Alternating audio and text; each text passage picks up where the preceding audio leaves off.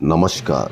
राजस्थान की तमाम फटाफट खबरों में आपका स्वागत है। खबरों के लिए आपसे निवेदन कि यदि आपने हमारे चैनल को सब्सक्राइब नहीं किया है तो कृपया करके आपके अपने चैनल को सब्सक्राइब करना ना भूलें।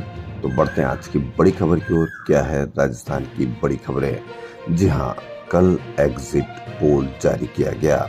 एग्जिट पोल में मोदी को हैट्रिक बताई गई है और दक्षिण में सीटें बढ़ाई गई है। जी हाँ, लोकसभा चुनाव के 7 चरण की वोटिंग पूरी होने के बाद शनिवार को अलग अलग न्यूज चैनल्स व एजेंसियों के एग्जिट पोल आए। 8 प्रमुख पोल में सभी ने एनडीए की प्रचंड जीत का अनुमान जताया। इस बार भाजपा 2019 में मिली 303 सीटों का आंकड़ा भी पार कर सकती है। सभी ने 360 से 390, 400 तक सीटें बताई। ऐसा लग रहा है कि जिस चैनल वाले ने किसी व्यक्ति से पूछा, दूसरे चैनल वाले ने भी उसी व्यक्ति से पूछा, तभी 360 से 400 के बीच में सीटें बताने का अनुमान बताया जा रहा है। एक बात और, जहां पर भी पिछली बार पूरी सीटें जीती थी भाजपा ने, वहां सीटें कम बताई गई। इन सीटों का नुकसान कहीं वसूला जा गया या कहीं उसकी सीटों की बढ़ोतरी या कमी को कहां से पूरा किया गया। तो ओडिशा तेलंगाना में भाजपा दोगुनी सीटें बढ़ा सकती है और 8 में क्लीन स्वीप कर सकती है। इस तरह से 303 सीटों के आंकड़े को बढ़ाकर 370, 400 पर ले जाया गया। आप इन एग्जिट पोल से कितना साथ रखते हैं, समर्थन करते हैं या कितना विरोध करते हैं, यह आप अवश्य अपने कमेंट बॉक्स में लिख के बताएं। जैसे राजस्थान में इस बार लोकसभा चुनाव में भाजपा लगातार तीसरी बार 25 सीटें जीतती नहीं दिख रही है। अलग अलग एजेंसी और चैनलों के एग्जिट पोल में भाजपा को कम से कम 16 और अधिक से अधिक 23 सीटें मिल रही है। वहीं कांग्रेस 10 साल बाद राजस्थान में खाता खोल सकती है। राजस्थान में कांग्रेस ने 3 सीटों पर अन्य दलों को समर्थन दिया है। कांग्रेस को 2 से 7 सीटों पर जीतने का अनुमान है। जैसे उत्तर प्रदेश में पिछली बार 62, इस बार 67, महाराष्ट्र में झटका, पश्चिम बंगाल में झटका, बिहार में झटका, मध्य प्रदेश में, छत्तीसगढ़ में, गुजरात, ओडिशा में पूरी सीटें। तो इस तरह से हर जगह पूरी सीटों में क्लीन स्वीप बताया गया है। अब देखना यह है ये क्लीन स्वीप होता है या भाजपा को नुकसान होता है। राजस्थान में मई में भीषण गर्मी के बाद जून की शुरुआत हल्की बारिश से हुई। इस बारिश का ज्यादा असर नहीं दिखा, मगर लगातार तपन से परेशान लोगों को सुकून मिला है। मौसम विभाग का अनुमान है कि दूसरे व तीसरे सप्ताह में प्री मानसून की बारिश होगी। वहीं जून के आखिरी सप्ताह में प्रदेश में मानसून दस्तक देगा। हालांकि विभाग ने मानसून के प्रवेश की अभी आधिकारिक तारीख नहीं बताई जा रही है, मगर माना जा रहा है कि जून के आखिरी 3 दिन में मानसून राजस्थान में प्रवेश कर सकता है। केंद्रीय माध्यमिक शिक्षा बोर्ड व राजस्थान माध्यमिक शिक्षा बोर्ड का 12वीं कक्षा का परिणाम जारी हो चुका है, लेकिन राजस्थान विश्वविद्यालय की ओर से सत्र 2024-25 में यूजी में प्रवेश लेने वाले छात्रों का ऑनलाइन आवेदन 3 जून से कर सकेंगे। इस बार विषयों का कॉम्बिनेशन और कैटेगरी के लिए दिक्कत का सामना नहीं करना पड़ेगा। कन्वीनर प्रोफेसर रामोदास शर्मा का कहना है कि कॉलेजों में सीटों की संख्या, सुविधा जैसे अनेक चीजों के फीड करने में समय लगता है।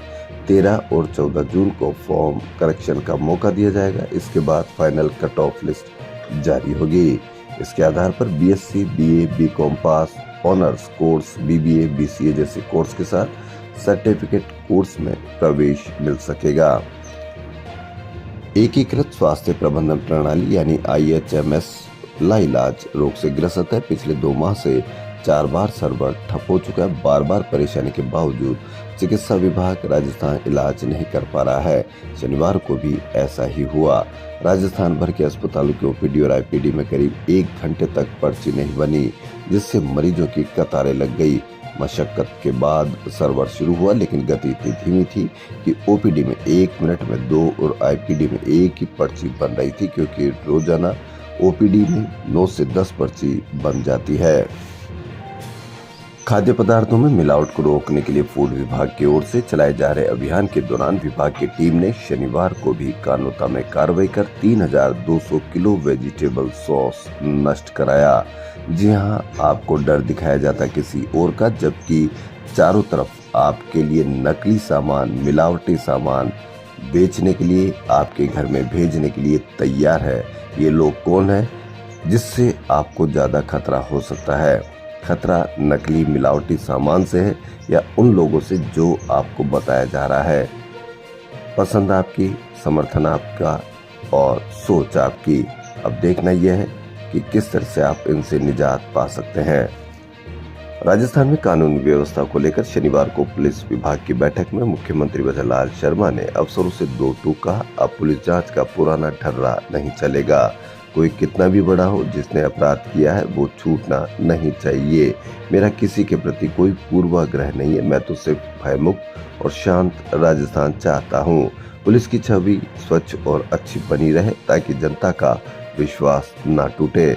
अपराधी अपराध करे और बच जाए, ऐसा नहीं हो। एसीबी ने शनिवार को सदर एसएचओ राजेश यादव और रीडर अजीत सिंह यादव को रिश्वत में आईफोन और 15,000 रुपए रिश्वत लेते गिरफ्तार कर लिया। इन्होंने परिवादी से 1.5 करोड़ रुपए की धोखाधड़ी के मामले में एफआईआर लगाने के बदले घूस ली थी। अभी सुबह महिला अपराध बढ़ा, जोधपुर में बदमाश निरंकुश है। मुख्यमंत्री ने पुलिस अधिकारियों के साथ बैठक की और उनको निर्देश दिए। वहीं ऐसी हिम्मत कहां से आ जाती है पुलिस अधिकारियों में कि उन्होंने घूस में आईफोन तक लेने की बात कर देते हैं। जयपुर में नींदर राव जी के रास्ते स्थित मंदिर श्री नरसिंह जी अग्रवाल पंचायत समिति का 3 दिवसीय पाटोत्सव शनिवार से शुरू हुआ। यहाँ पर 70 साल से श्री नरसिंह लीला और श्री वराह लीला का मंचन किया जा रहा है। मंदिर महंत पंडित मनमोहन शर्मा के सानिध्य में विभिन्न धार्मिक कार्यक्रम आयोजित हुए। शाम 6 बजे नरसिंह लीला हुई, जिसमें भक्त प्रहलाद की रक्षा के लिए भगवान नरसिंह खम तोड़कर प्रकट हुए। हीट वेव को देखते हुए राजस्थान में स्वायत्त शासन विभाग और स्वास्थ्य विभाग ने सख्त कदम उठाए हैं। स्वायत्त शासन विभाग ने सभी 280 नगर निगमों, नगर परिषदों, नगर पालिकाओं में छुट्टियां रद्द कर दी। वहीं प्रदेश के सभी सरकारी जिला, सैटेलाइट, उपजिला, सीएससी, पीएससी उपकेंद्रों पर छुट्टियां रद्द कर दी गई है। इस संबंध में दोनों विभागों ने अपने अधीनस्थ अस्पतालों को निर्देशित किया है कि कोई ड्यूटी मुख्यालय या स्थान नहीं छोड़े। पूर्व मुख्यमंत्री अशोक गहलोत ने कहा कि प्रधानमंत्री नरेंद्र मोदी ने जिस तरह धमकाने वाली भाषा का इस्तेमाल परसों की पब्लिक रैली में किया था, उसी का असर आज एग्जिट पोल में दिख रहा है। चैनल उसी डर में भाजपा को एक तरफा जीतता हुआ दिखा रहे हैं। जनित भी इसी में कि एग्जिट पोल्स का हाल 2004 की तरह हो। वहीं शिक्षा मंत्री मदन दिलावर और कांग्रेस के बीच जंग बंद नहीं हो रही है। ताजा बयान में दिलावर ने तापमान बढ़ने के लिए कांग्रेस पर आरोप लगाया और कहा कि कांग्रेस के कुकर्मों के कारण इतनी गर्मी हो रही है। इस पर कांग्रेस ने पलटवार किया कि पीसीसी की तरफ से सोशल मीडिया पर लिखा गया कि मंत्री जी मानसिक संतुलन खो चुके हैं। शिक्षा मंत्री पर बच्चों के भविष्य निर्माण की बड़ी जिम्मेदारी होती है, इसीलिए मुख्यमंत्री जी इनके दिमाग का इलाज कराए या इनका विभाग की जिम्मेदारी किसी दूसरे काबिल साथी को दे।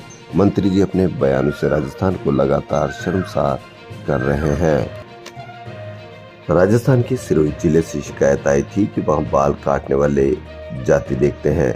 हेयर सैलून वाले छोटी जाति के लोगों से बाल काटने से इनकार करते हैं। इस पर पहले सिरोही एसपी को लिखा गया था। ऐसा करने वाले हेयर सैलून वालों का भेदभाव नहीं करने के लिए पाबंद किया जाए। अब मानवाधिकार आयोग की पहल पर सभी जिलों को लिखा गया है। इनमें मानवाधिकार आयोग की मिली शिकायत को आधार बनाते हुए निर्देशित किया गया है कि कोई सैलून वाला भेदभाव करे तो उस पर कार्रवाई की जाए। शिकायत पर आयोग ने सभी जिलों के एसपी जांच कर कार्रवाई के आदेश दिए गए हैं। अब देखना यह है कि कितने आदेश प्रभावी रहते हैं।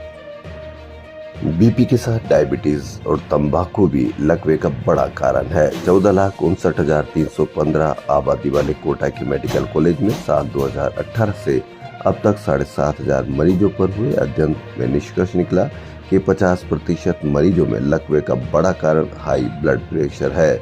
इसके बाद 23% डायबिटीज और 29% मरीजों में तंबाकू लकवे का बड़ा कारण है।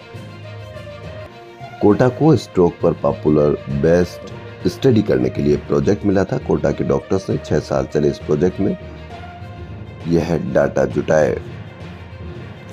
राजस्थान इंटरनेशनल सेंटर में एनजीओ इंडियन वुमेन इम्पैक्ट और विन्यासा अर्थ की ओर से कार्यक्रम मध्य का आयोजन किया गया। प्रोजेक्ट कलाकार के अंतर्गत जयपुर के त्रिवेणी नगर के वंचित समुदाय से आने वाले बच्चों ने स्क्रीन डांस और स्टेज डांस का प्रदर्शन किया। कार्यक्रम के दौरान 14 बच्चों ने हॉलीवुड बीट्स पर डांस की प्रस्तुति दी, साथ ही ऑडियंस को भी अपने साथ नचाया। गौरतलब है कि तमिलनाडु के कोरियोग्राफर देव श्री, जर्मनी के फिल्म मेकर और कोरियोग्राफर माइकल मॉरिसेंस और विन्यासा अर्थ के फाउंडर संकल्प शर्मा ने इन बच्चों को 20 दिन के रेजिडेंसी कैंप में डांस की ट्रेनिंग दी थी। संकल्प ने बताया कि इस पहल का उद्देश्य वंचित बच्चों की भावनात्मक कहानियों को उजागर करना है और इस प्रोजेक्ट के जरिए बच्चों ने वाइल्ड लाइफ फोटोग्राफी, ग्रूमिंग और एंटरप्रेन्योरशिप की बारीकियां भी सीखी। राजस्थान की खबरों फिलहाल इतना ही। यदि आपको राजस्थान की खबरें पसंद आ रही तो लाइक, सब्सक्राइब और शेयर अवश्य करें। धन्यवाद।